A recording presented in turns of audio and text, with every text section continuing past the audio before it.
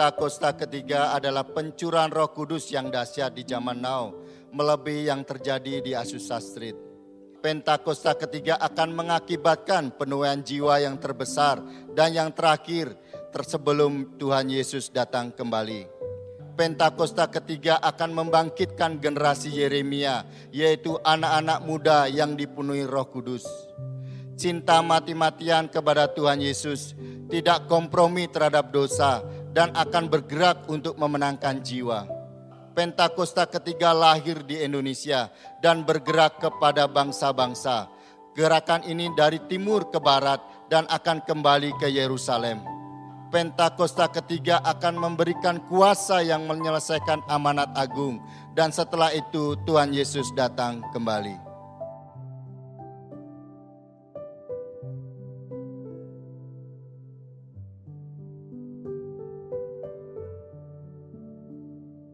Shalom semua.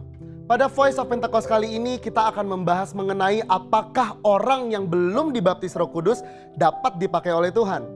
Bunda Teresa adalah seorang biarawati Katolik Roma yang menggoncang dunia karena pelayanannya terhadap kaum papa yang terpinggirkan karena penyakit kusta, AIDS, dan TBC. Bahkan dunia pun mengakui pelayanannya dengan menyematkan hadiah Nobel Perdamaian di tahun 1979. Martin Luther, seorang reformator gereja yang menggoncang keadaan gereja yang kelam pada masanya. Adapun Billy Graham, seorang penginjil dari Amerika Serikat yang saat mengadakan KKR dapat mengundang jutaan orang. Bahkan beliau dianggap sebagai salah satu pemimpin Kristen paling berpengaruh di abad ke-20 ini. Sejujurnya kita tidak benar-benar tahu dengan jelas apakah para raksasa iman di atas pernah mengalami baptisan Roh Kudus dengan tanda awal berbahasa roh. Sejarah pun tidak pernah mencatatnya. Maka timbullah pertanyaan, mengapa perlu seseorang dibaptis dengan Roh Kudus dengan tanda awal berbahasa roh? Jika seseorang yang belum pernah dibaptis Roh Kudus atau mungkin sudah pernah, tapi tidak secara nyata menunjukkannya seperti para tokoh tersebut, tetap dipakai Tuhan secara dahsyat. Pengakuan Iman GBI berkata bahwa baptisan Roh Kudus adalah karunia Tuhan untuk semua orang yang telah disucikan hatinya. Tanda awal baptisan Roh Kudus adalah berkata-kata dengan bahasa roh. sebagaimana diilhamkan oleh Roh Kudus. Teologi Pentakosta sangatlah menekankan tentang pengalaman dibaptis dengan Roh Kudus sebagai suatu hal yang terpisah dari karya keselamatan Kristus yang bertujuan untuk penyelesaian amanat agung. Kisah Para Rasul 1 ayat 8 mencatat, tetapi kamu akan menerima kuasa kalau Roh Kudus turun ke atas kamu. Dan kamu akan menjadi saksiku di Yerusalem dan di seluruh Yudea dan Samaria dan sampai ke ujung bumi. Kata kuasa di ayat tersebut berasal dari bahasa Yunani dunamis yang diterjemahkan juga sebagai dinamit, sesuatu yang memiliki daya ledak yang tinggi. Dengan kata lain, kuasa ini adalah kuasa yang sangat besar yang dimana dengan kuasa ini amanat agung Tuhan Yesus pasti terselesaikan. Sangatlah menarik untuk disimak bahwa sesaat sebelum Tuhan Yesus terangkat ke surga, ia berpesan agar para murid tidak meninggalkan Yerusalem dan menyuruh mereka tinggal di sana sambil menantikan janji Bapa. Apakah janji Bapa yang dimaksud tersebut? Janji Bapa yang dimaksud Tuhan Yesus adalah bahwa para murid akan dibaptis dengan Roh Kudus. Poin penting untuk kita garis bawahi di sini adalah bahwa baptisan Roh Kudus adalah janji Bapa untuk semua orang percaya. Selanjutnya di Kisah Para Rasul pasal kedua adalah peristiwa turunnya Roh Kudus ke atas para rasul yang lebih kita kenal dengan peristiwa Pentakosta, di mana para rasul mulai berkata-kata dengan bahasa-bahasa lain seperti yang diberikan oleh Roh itu kepada mereka untuk mengatakannya. Dari sini dapat kita lihat bahwa janji Bapa tentang baptisan Roh Kudus selalu disertai dengan pengalaman karunia berbahasa roh. Dari peristiwa tersebut kita melihat dengan jelas bahwa ada perbedaan antara menerima Roh Kudus dengan dipenuhi Roh Kudus atau dibaptis dengan Roh Kudus. Setiap orang yang telah menerima Yesus sebagai Tuhan dan Juru Selamat, maka Roh Kudus berdiam di dalam dirinya. Bapa memberikan Roh Kudus di dalam hati kita sebagai jaminan dari semua yang telah disediakan untuk kita, yaitu anugerah keselamatan. Rasul Paulus pun menjelaskan di dalam 1 Korintus 6 ayat 19. Atau tidak tahukah kamu bahwa tubuhmu adalah bait Roh Kudus yang diam di dalam kamu. Roh Kudus yang kamu peroleh dari Allah dan bahwa kamu bukan milik kamu sendiri. Keberdiaman Roh Kudus di dalam hidup orang percaya memampukan seseorang untuk memiliki hidup yang menghasilkan buah roh.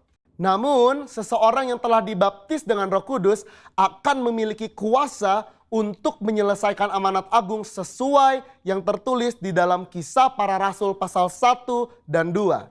Dalam hal ini kita melihat bahwa baptisan Roh Kudus berfungsi secara eksternal.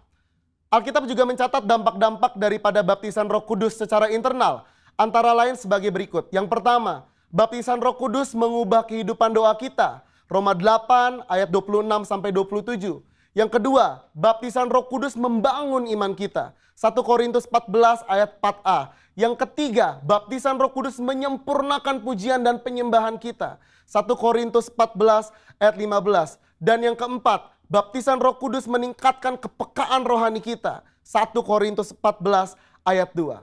Robert P. Mencius, seorang hamba Tuhan dan juga seorang penulis, memaparkan di dalam salah satu bukunya yang berjudul Speaking in Tongues, bahwa tanda kedewasaan Kristen tidak diukur dengan sudah atau belum mengalami baptisan roh, melainkan diukur dari hidup yang menghasilkan buah roh. Di mana hal ini juga menjadi bagian dari proses pengudusan atau sanctification. Akan tetapi perlu dimengerti bahwa di satu sisi adalah mungkin bagi seseorang untuk mengalami kuasa Roh Kudus tanpa berbahasa roh.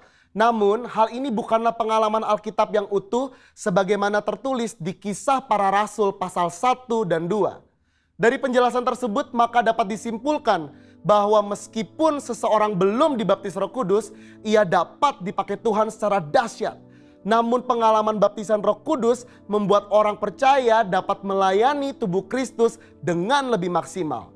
Jikalau Alkitab menuliskan adanya pengalaman kepenuhan Roh Kudus dengan tanda awal berkata-kata dengan bahasa roh, mengapakah kita tidak merindukannya?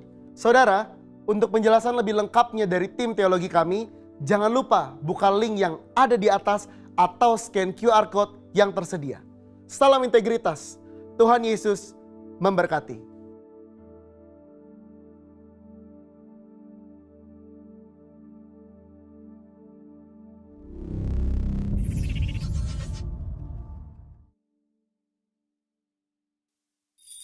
Kau terbesar dan mulia, ajaib semua perbuatanmu. Kau terbesar dan mulia, biarlah semua memujimu. Haleluya, kami mau bersorak bagimu, kami mau bersuka cita bagimu. Mari dengan sukacita kita menyanyikan pujian bagi Tuhan. Oh, oh. Mari angkat suaramu, glory bagi namamu Yesus. Come on. Segenap hati aku memuji, segenap jiwa aku bernyanyi, karena Roh-Mu ada dalamku, Tuhan. Ku angkat tanganku memuji, ku angkat suara dan bernyanyi, karena Roh-Mu ada dalamku, Tuhan. Mari menari memuji, ungkapkan sukacita di hati. Kau terbesar dan mulia, ajaib semua perbuatanmu. Kau terbesar dan mulia, biarlah semua memujimu.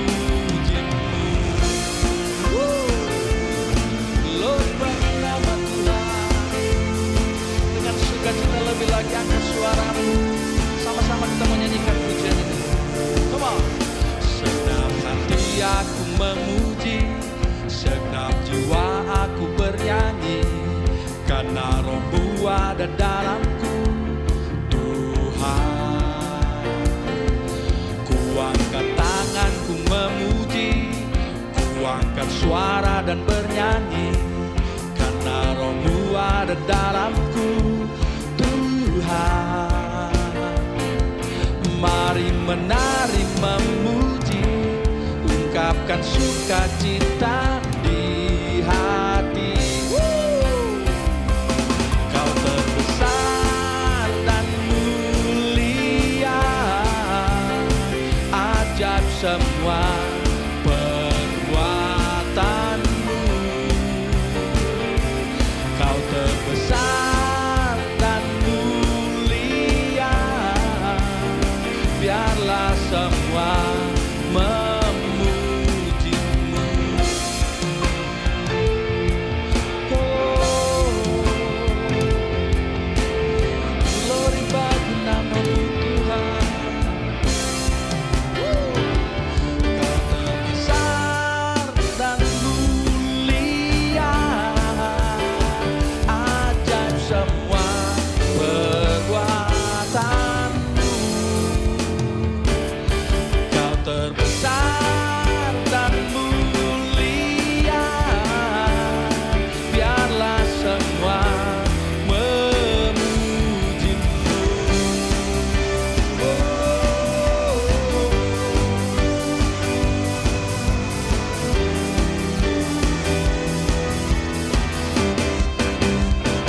Yes,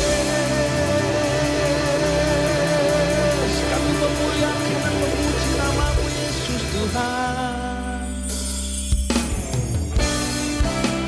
Ini sembah kami kepadamu ya Tuhan. Dengan penuh kerendahan hati kami datang di hadapan hadirat. Kami mau mengagungkan namamu Tuhan. Kami mau memuliakan namamu selama-lamanya. Oh,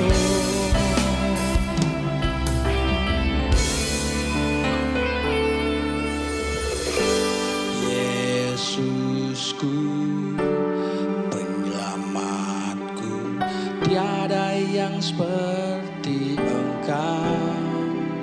Setiap hari ku memuji keajaiban Kau.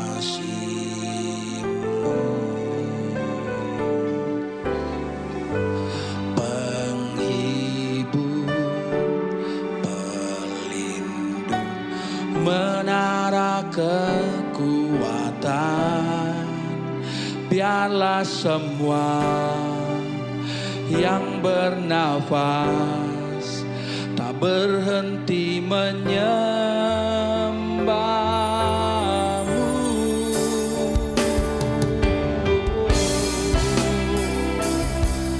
Ini syukur bagimu Tuhan, kami bawa di hadapan tahta kudus-Mu. Yesusku, penyelamatku, tiada yang seperti Engkau. Setiap hari ku memuji keajaiban kasih-Mu.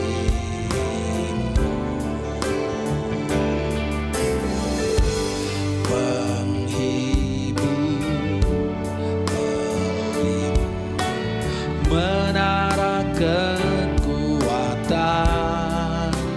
biarlah semua yang bernafas tak berhenti menyembahmu.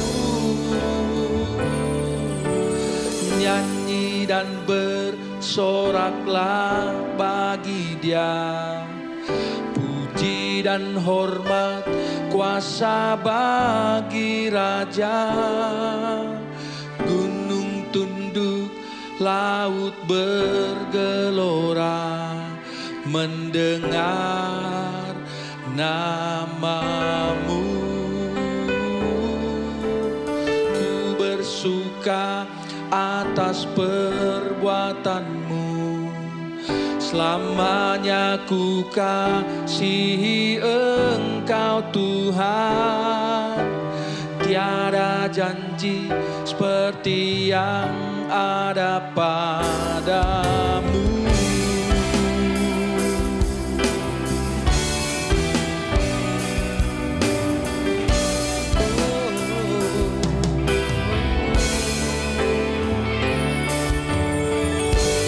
Yesusku, penyelamatku, tiada yang seperti Engkau. Setiap hari ku memuji keajaiban kasih-Mu.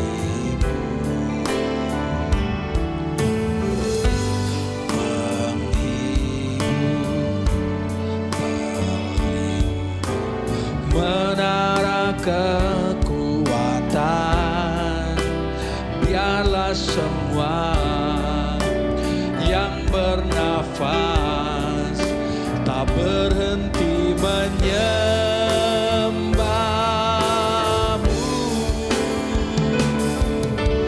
Nyanyi dan bersoraklah bagi Dia, puji dan hormat kuasa bagi Raja.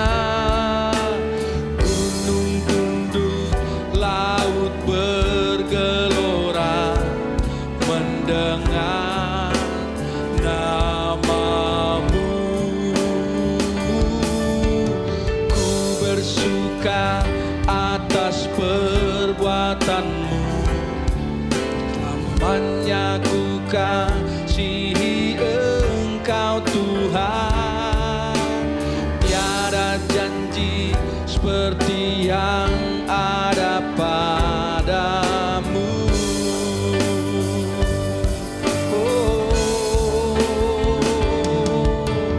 Nyanyi dan bersoraklah bagi Dia, puji dan hormat kuasa bagi Raja. Gunung tunduk, laut bergelora mendengar nama-Mu. Ku bersuka atas perbuatan-Mu, selamanya ku kasihi Engkau Tuhan. Tiada janji seperti yang ada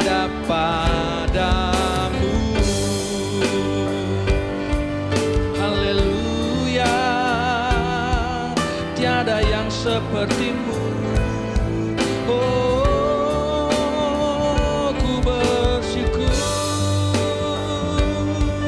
Kau Allah mulia, kami puji, kami sembah dengan segenap hati.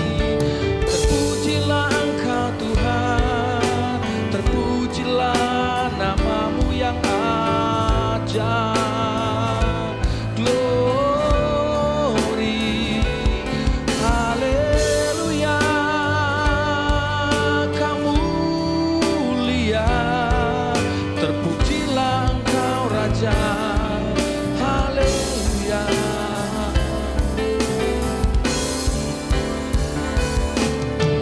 Nyanyi dan bersoraklah bagi Dia, puji dan hormat kuasa bagi Raja.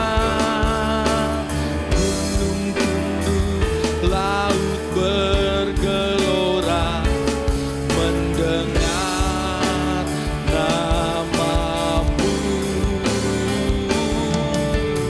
Ku bersuka atas perbuatan-Mu, selamanya Ku kasihi Engkau Tuhan.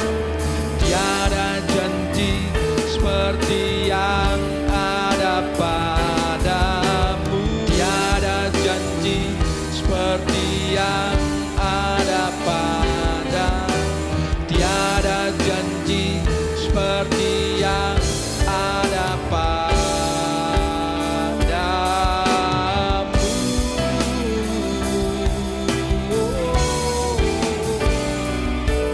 Tiada Allah yang seperti-Mu. Haleluya. Oh, syukur bagi-Mu Tuhan.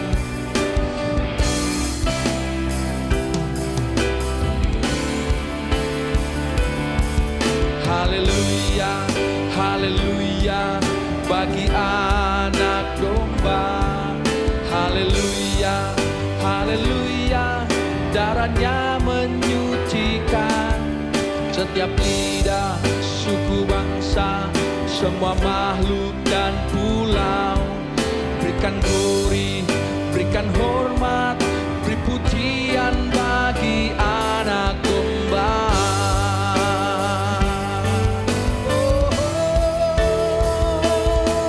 Haleluya, haleluya, bagi anak domba.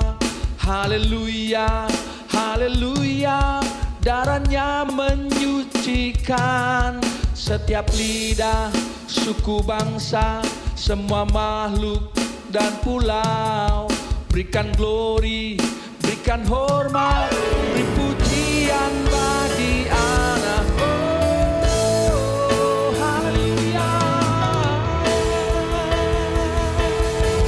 haleluya, haleluya, bagi anak domba. Kami berikan pujian hormat Engkau Tuhan Raja kami. Darahnya menyucikan setiap lidah, suku, bangsa, semua makhluk dan pulau. Berikan glory, berikan hormat, beri pujian bagi anak domba. Beri pujian bagi anak domba. Beri pujian bagi anak domba. Oh, Yesus,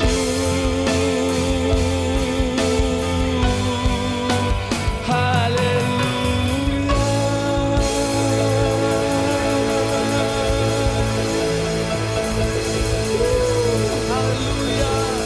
glory.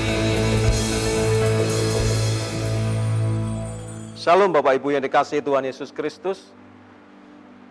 Terima kasih. Hari ini kita boleh belajar lagi, kita bisa mendengar sebagian daripada firman Tuhan. Saya percaya kondisi Bapak Ibu sekarang juga dalam kondisi baik, karena itu adalah rancangan Tuhan, rancangan yang terbaik yang kita terima sebagai anak-anak Tuhan. Dan sebelum kita mendengar lebih dalam lagi mengenai firman Tuhan, mari kita sama-sama tundukkan kepala, kita berdoa. Bapa, di dalam nama Tuhan Yesus Kristus, kami mengucap syukur, kami berterima kasih untuk pagi hari ini, di mana kami boleh datang untuk memuji dan menyembah-Mu di dalam ibadah online saat ini. Kami percaya Tuhan, Engkau hadir dalam setiap kehidupan kami. Dan sebentar lagi kami mau dengar ya Tuhan kebenaran firman-Mu. Dan biarlah firman-Mu itu ya Tuhan memberikan kami suatu pandangan baru, bahkan menjadi rema dalam kehidupan kami. Berkaryalah ya Tuhan atas setiap kami, urapi hamba-Mu yang menyampaikan kebenaran firman-Mu. Biarlah setiap apa yang keluar dari mulut lidah hamba-Mu adalah kata-kata yang penuh dengan kuasa, di mana itu mengubahkan setiap kami. Terima kasih Bapak Yesus, urapi hamba-Mu sepenuhnya di dalam nama Tuhan Yesus Kristus. Amin. Bapak Ibu yang dikasihi Tuhan Yesus Kristus, pagi hari ini saya akan membawakan satu tema mengenai ketaatan sebagai anak-anak Tuhan, di mana tema ini akan kita gali dari kitab Efesus pasal 6 ayat 1 sampai dengan ayat 9. Saya bacakan untuk Bapak Ibu sekalian untuk firman ini. Hai anak-anak, taatilah orang tuamu di dalam Tuhan, karena haruslah demikian. Hormatilah ayahmu dan ibumu. Ini adalah suatu perintah yang penting, seperti yang nyata dari janji ini, supaya kamu berbahagia dan panjang umurmu di bumi. Dan kamu, bapak-bapak, janganlah bangkitkan amarah di dalam hati anak-anakmu, tetapi didiklah mereka di dalam ajaran dan nasihat Tuhan. Hai hamba-hamba, taatilah Tuanmu yang di dunia dengan takut dan gentar, dan dengan tulus hati, sama seperti kamu taat kepada Kristus. Jangan hanya di hadapan mereka saja untuk menyenangkan hati orang, tetapi sebagai hamba-hamba Kristus yang dengan segenap hati melakukan kehendak Allah, dan yang dengan rela menjalankan pelayanannya seperti orang-orang yang melayani Tuhan dan bukan manusia. Kamu tahu bahwa setiap orang, baik hamba maupun orang merdeka, kalau ia telah berbuat sesuatu yang baik, ia akan menerima balasannya dari Tuhan. Dan kamu, tuan-tuan, perbuatlah demikian juga terhadap mereka dan jauhkanlah ancaman. Ingatlah, bahwa Tuhan mereka dan Tuhan kamu ada di surga, dan ia tidak memandang muka. Bapak Ibu yang dikasihi Tuhan Yesus Kristus, pada pagi hari ini kita akan belajar mengenai ketaatan yang bisa kita tarik dari Efesus 6 ayat 1 sampai 9. Ada 3 poin yang bisa kita ambil dari Efesus 6 ayat 1 sampai 9 ini. Yang pertama, kita belajar mengenai miliki kasih. Bapak Ibu yang dikasihi Tuhan Yesus, Rasul Paulus memberikan nasihat kepada jemaat di Efesus pada waktu itu, yaitu milikilah kasih. Kasih kepada keluarganya dan khususnya kepada anak-anak untuk mematuhi peraturan yang telah diberikan oleh orang tua. Kenapa? Mentaati orang tua itu adalah suatu perintah daripada Tuhan. Bisa kita baca dari ayat 1 sampai dengan ayat ketiga. Ada suatu keharusan bagi anak untuk menghormati kedua orang tuanya, karena orang tuanya itu bertindak sebagai wakil Tuhan di muka bumi ini. Anak-anak itu harus mengasihi, kemudian juga menghormati orang tua. Begitu juga sebaliknya, orang tua juga bersikap mengasihi, memelihara, mengasuh, dan juga memperhatikan. Itulah sebabnya firman Tuhan memerintahkan agar anak-anak memiliki rasa hormat dan takut akan orang tua. Takut akan Tuhan, seperti yang dituliskan di dalam ayat ini, mempunyai arti segan dan hormat. Bukan rasa takut seperti seorang anak yang telah mencuri uang dan kepergok oleh orang tuanya, atau seorang pencuri yang takut terhadap polisi dan sebagainya. Tetapi rasa takut ini menyebabkan anak-anak bersikap sebaik mungkin kepada orang tuanya, supaya jangan sampai berbuat kesalahan dan menyakiti hatinya. Itulah yang dikatakan di dalam ayat 1 sampai dengan ayat 3. Takut jangan sampai mereka berbuat dosa, dan sudah sepantasnya bila anak-anak itu menghormati orang tua dan takut kepadanya. Sebab memang orang tua adalah orang yang sangat terhormat bagi anak-anaknya. Bapak Ibu, firman Tuhan ini juga dikatakan di dalam 10 perintah, dikatakan di situ, hormatilah ayahmu dan ibumu supaya lanjut usiamu di tanah yang diberikan. Artinya bahwa pada saat kita menghormati orang tua, itu adalah ada janjinya Tuhan. Seperti dikatakan di dalam ayat 3, supaya kamu berbahagia dan panjang umurmu di bumi. Artinya saat ada ketaatan kita kepada orang tua, ada janji Tuhan yang akan diberikan, yaitu kita berbahagia dan panjang umur kita di bumi. Di Amsal 4 ayat 1-2 juga dikatakan bahwa dengarlah hai anak-anak, didikan seorang ayah dan perhatikan supaya engkau beroleh pengertian, karena aku memberikan ilmu yang baik kepadamu, janganlah meninggalkan petunjukku. Ini firman yang mendasari juga bagaimana perlakuan anak terhadap orang tua, bagaimana anak-anak bersikap kepada orang tua dengan tunduk dan hormat kepada orang tua.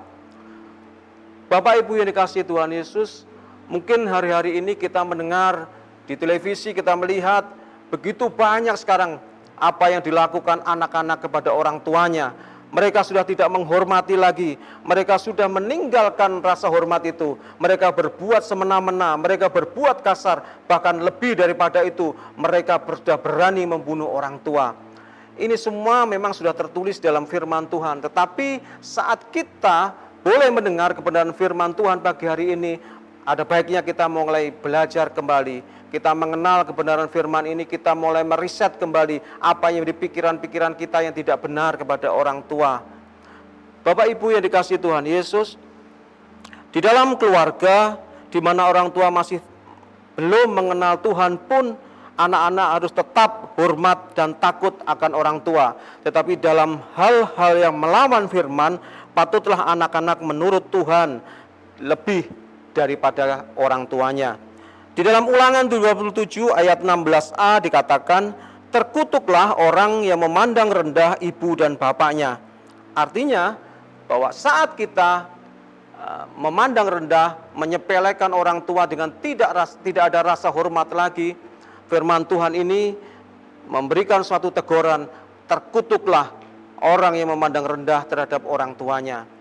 Bapak Ibu yang dikasihi Tuhan Yesus, ayat pertama, kedua, dan ketiga di Efesus ini juga berlaku juga sebaliknya, bahwa hubungan dalam rumah tangga tidak bicara mengenai anak saja, tetapi hubungan dalam rumah tangga mungkin bisa berlaku terhadap orang tua kepada anak, bisa juga antara suami dan istri.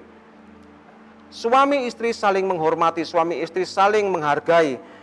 Efesus 5 dikatakan, hai istri, tunduklah kepada suamimu seperti kepada Tuhan, karena suami adalah kepala istri sama seperti Kristus adalah kepala jemaat. Dialah yang menyelamatkan tubuh. Artinya ini ada korelasi, ada timbal baliknya juga. Hubungan yang terdapat di dalam ayat pertama sampai ketiga tadi juga berlaku juga hubungan antara suami istri, di mana istri harus tunduk kepada suami, dan suami karena suami sebagai kepala keluarga, dan begitu juga suami harus mengasihi istri. Dan jangan terbalik. Hari-hari ini banyak yang sudah mulai terbalik, di mana istri tidak lagi tunduk kepada suami, tetapi juga sebaliknya, suami juga berlaku kasar kepada istrinya. Inilah bentuk-bentuk yang merupakan ketidaktaatan kita kepada perintah-perintah Tuhan. Kemudian yang kedua, yang pertama tadi adalah memiliki kasih, kemudian yang kedua kita belajar mengenai bagaimana kita mengendalikan diri. Firman Tuhan di Efesus ini kita belajar mengenai mengendalikan diri. Ayat 4 boleh kita baca lagi. Dan kamu bapak-bapak, janganlah bangkitkan amarah di dalam hati anak-anakmu, tetapi didiklah mereka di dalam ajaran dan nasihat Tuhan. Pada ayat ini, ayat keempat ini bicara sebenarnya adalah untuk anak-anak, tetapi sebetulnya sasaran utamanya kepada orang tua, di mana banyak sekali sekarang ini orang tua yang mulai abai terhadap menjaga kehidupan anak-anaknya. Orang tua mulai lalai dalam melakukan tugasnya sebagai orang tua yang menjaga mengasuh dan mengayomi anak-anaknya. Sehingga banyak sekali sekarang ini anak-anak yang mulai mengalami satu masa-masa di mana mereka tidak lagi membutuhkan, tidak lagi memerlukan orang tuanya. Mereka sekarang ini seolah-olah sudah mulai menjauh dengan orang tuanya. Karena apa? Karena banyak sekali orang-orang tua sekarang ini yang sudah mulai sibuk dengan kegiatannya sendiri dan mereka abai. Mereka tidak mulai bergerak lagi, tidak mulai mendekat lagi kepada kehidupan anak-anaknya. Bahkan sekarang ini banyak sekali orang tua yang tidak mengerti dan tidak memahami sekarang kebutuhan dari anak-anaknya. Bapak Ibu yang dikasihi oleh Tuhan Yesus, ayat 4 mengatakan, janganlah bangkitkan amarah di dalam hati anak-anakmu. Hal ini bicara juga bagaimana sikap orang tua terhadap anak. Jangan sampai kita membuat suatu perlakuan di mana anak ini menyimpan sesuatu. Mungkin dia menyimpan suatu kepahitan, menyimpan suatu hal yang tidak menyenangkan karena perbuatan orang tua kepada anak-anaknya. Oleh karena itu Bapak Ibu, sedini mungkin kita bisa mulai mendekat kepada anak-anak. Kita mulai mempelajari, kita mulai mendekat kepada mereka, kita bergaul dengan mereka. Jangan sampai mereka memisahkan kehidupannya dan mereka mulai sibuk dengan komunitasnya. Kalau komunitasnya benar, mungkin itu bisa menunjang kehidupan mereka. Tetapi kalau komunitas yang mereka sedang ikuti atau jalanin itu tidak benar, maka itu juga akan mempengaruhi mereka dalam kehidupan mereka keseharian. Pada beberapa hari yang lalu, Bapak Ibu, ada orang tua yang datang ke saya, kemudian mereka menanyakan sesuatu hal mengenai kehidupan anak-anaknya, khususnya anak yang nomor pertama ini. Dia merasakan sesuatu keanehan kepada anaknya yang pertama ini. Dia bercerita bahwa anaknya yang pertama ini orangnya keras sekali dan terlihat tidak bisa menurutin apa yang dikatakan oleh orang tua. Dia membantah, kemudian memberontak. Setelah kita banyak bicara mengenai kehidupan anak ini dan kemudian anak ini juga dibawa ke saya dan kita mulai bicarakan dari permasalahannya. Ternyata dia memiliki kepahitan, dia memiliki sesuatu hal yang menyakitkan karena perbuatan dari orang tuanya, khususnya ayahnya. Sehingga dia merasa ada sesuatu yang kurang menyenangkan dari perbuatan papahnya selama ini. Dia mengalami suatu perlakuan yang keras, yang kasar, yang membuat dia semakin hari semakin membenci kepada orang tuanya. Nah, Bapak Ibu, kemudian kita mulai sharing, kita mulai terbuka dan kita mulai sama-sama doakan. Dari situlah mulai awal terjadinya pemulihan. Anak ini mulai berani untuk menyampaikan sesuatu, melepaskan juga apa yang menjadi satu ikatannya selama ini, sehingga dia mulai terbuka dan lambat laun dia mengalami satu perubahan. Pada ayat 4 ini dikatakan, janganlah bangkitkan amarah di dalam hati anak-anakmu. Artinya bahwa kita mulai mengerti bahwa anak-anak kita juga memiliki sesuatu yang kalau kita tidak pas dalam menyampaikan, dalam kita merawat, mengasuhnya, mereka juga akan mengalami satu hal yang mungkin itu menjadi suatu yang menyakitkan, menjadi akar pahit dalam kehidupan mereka. Poin yang ketiga adalah melayani dengan tidak bersungut-sungut, di mana tertulis dalam ayat 5 sampai dengan ayat ke-7. Ayat 5 sampai ke-7 ini bicara mengenai Rasul Paulus mengajarkan kita tentang etos kerja orang Kristen yang melakukan segala pekerjaan dengan segenap hati sebagai pelayanan kita kepada Tuhan dan bukan kepada manusia. Bapak Ibu yang dikasihi Tuhan Yesus, hari-hari ini kita mungkin sering mendengar beberapa orang mungkin mengatakan susah sekali untuk mencari kerja hari-hari ini. Atau justru kebalikannya, dari pemilik usaha mengatakan bahwa susah sekali sekarang ini untuk mencari pekerjaan. Nah, dari dua permasalahan yang ada ini, dari sisi yang mencari pekerjaan, mereka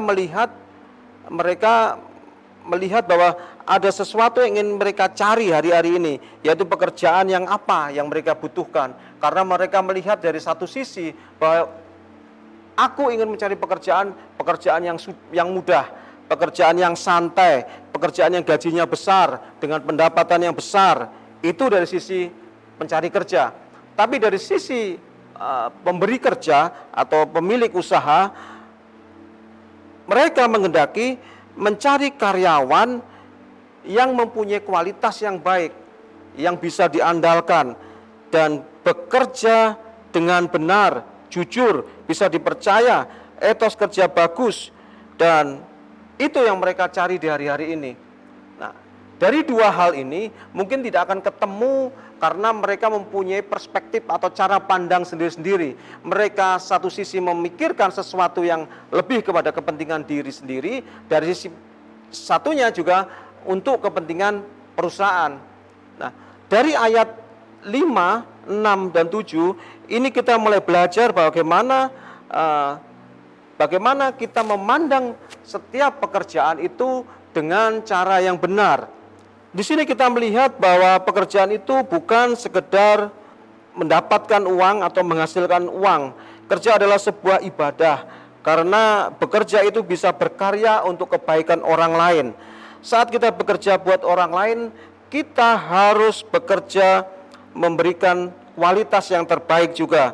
Dan karena kita melakukan pekerjaan itu untuk memuliakan nama Tuhan. Kalau kita hanya memikirkan pekerjaan saja, yaitu fokus pada uang dengan penghasilan yang besar, maka orientasi kita akan menjadi salah. Memang orang butuh uang hari-hari ini, tetapi harus diingat, kalau kita bekerja dengan benar, maka berkat Tuhan itu akan turun dalam kehidupan kita sehari-hari. Memang di dunia ini banyak sekali atasan-atasan yang kurang baik, yang suka memanfaatkan dan sebagainya. Tetapi juga banyak sekali atasan-atasan yang baik dan bersedia membayar mahal kepada kita, kepada karyawan, dan juga senang menolong, kemudian suka melihat karyawannya sukses. Nah, sebagai orang percaya kita dipanggil baik itu sebagai atasan, tetapi juga kalau kita dipanggil sebagai seorang bawahan, kita juga dipanggil menjadi orang-orang yang bisa menjadi berkat atas atasan kita maupun perusahaan itu. Saat kita bekerja, berikanlah suatu kualitas yang terbaik. Saat kita bekerja, berikanlah kemampuan kita yang terbaik. Artinya bahwa apa yang sudah ditetapkan di dalam perusahaan, janganlah kita mencuri atau mengambil keuntungan. Contohnya seperti kita mengambil waktu. Kalau waktu sudah ditetapkan, jam sekian kita masuk sampai jam sekian kita pulang, maka ambillah waktu yang tepat. Artinya jam masuk dan jam pulang itu tepat. Jangan kita mengurangi. Pada waktu kita masuk tepat, tapi pada waktu kita pulang, kita lebih duluan. Ini artinya kita tidak mencerminkan sebagai anak-anak Tuhan yang benar-benar mau bekerja dengan baik dan berkualitas. Milikilah suatu mental di mana kita memiliki mental kerajaan, di mana setiap apa yang kita kerjakan, apa yang kita lakukan semuanya kembali untuk kemuliaan nama Tuhan. Dari 3 poin yang sudah kita pelajari bersama dari kitab Efesus ini, saya simpulkan dari yang pertama tadi, ketaatan kita sebagai anak-anak Tuhan, itu yang pertama bicara mengenai memiliki kasih. Yang kedua, bicara mengenai ketaatan bagaimana kita mengendalikan diri. Dan yang ketiga, berbicara mengenai bagaimana kita bisa melayani Tuhan dengan tidak bersungut-sungut. Bapak Ibu yang dikasihi oleh Tuhan Yesus Kristus, saya percaya dengan ketaatan kita yang penuh kepada Tuhan, kita bekerja, kita melakukan semuanya itu kembali semuanya untuk kemuliaan nama Tuhan. Artinya bahwa saat kita melakukan semua itu, benar-benar semuanya itu hanya untuk kemuliaan namanya. Saya percaya bahwa saat kita berlaku benar, melakukan dengan benar apa yang jadi perintah-perintah Tuhan itu, maka ada satu pemulihan, ada satu perubahan di dalam kehidupan kita, di mana kita memperoleh janji-janji Tuhan, yaitu kita berbahagia, kita diberkati. Itu Bapak Ibu yang bisa saya sampaikan mengenai firman Tuhan di Efesus 6 ayat 1 sampai dengan ke-9. Amin. Mari kita tutup dalam doa. Kita berdoa. Bapak, terima kasih, kami mengucap syukur, kami berterima kasih ya Tuhan untuk pagi hari ini kalau kami boleh mendengar sedikit firman-Mu mengenai ketaatan kami sebagai anak-anak-Mu. Biarlah kami semua boleh meresponi dengan benar ya Tuhan mengenai ketaatan itu, dan kami melakukan semuanya ini bukan untuk manusia tetapi kembali untuk kemuliaan nama Tuhan. Terima kasih Tuhan, berkati setiap kami anak-anak-Mu yang mendengarkan firman Tuhan ini, dan Tuhan jabarkan lebih dalam lagi mengenai ketaatan ini, ketaatan dalam kasih, ketaatan di dalam mengendalikan diri, dan ketaatan dalam melayani pekerjaan-Mu dengan tidak bersungut-sungut. Jabarkan lebih dalam lagi Roh Kudus atas setiap kami yang mendengar, sehingga kami semua memperoleh hati yang bijaksana untuk kami bisa meresponi dengan benar. Terima kasih Bapak Yesus, kami mengucap syukur, kami berterima kasih, terpujilah nama-Mu, haleluya, amin.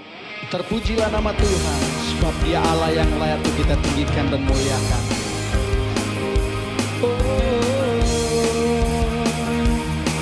Mari dengan sukacita kita mau nyanyikan pujian ini ya. Firman terangi jalanku, perisai iman di setiap waktu, lindungiku dari segala, tak pernah ku ragu karena Dia bersamaku, setia menjaga dengan kuasa mulia. Hanya di dalam nama-Nya Yesus, Dia sumber pengharapan di sepanjang hidupku. Hanya di dalam kuasa-Nya pasti tersedia kemenangan bagiku selama-lamanya. Glory bagi nama Tuhan, Dia layak selama-lamanya. Kita masyurkan namanya.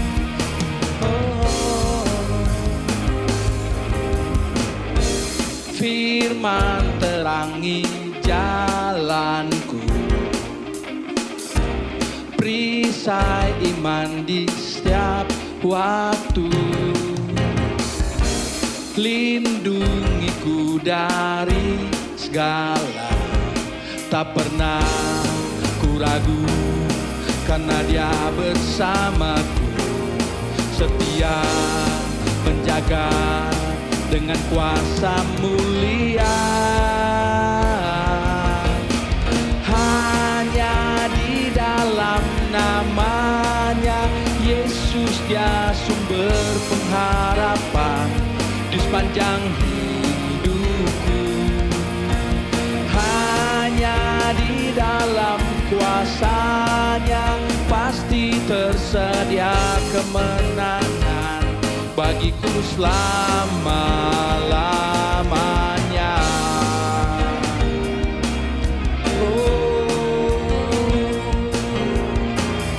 Dia Allah Tuhan, disanjung selama-lamanya.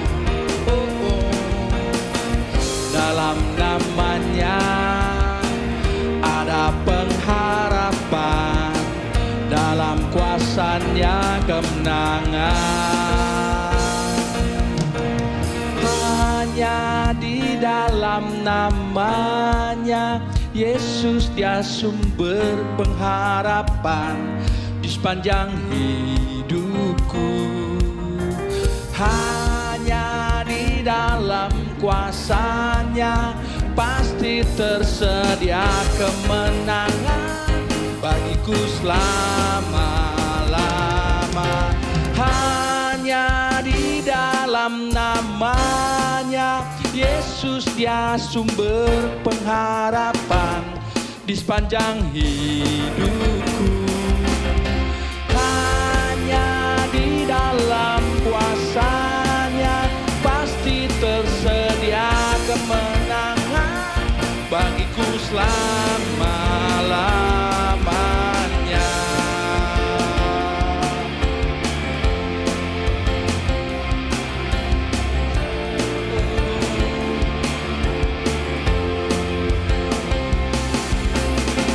Dalam nama-Nya ada pengharapan,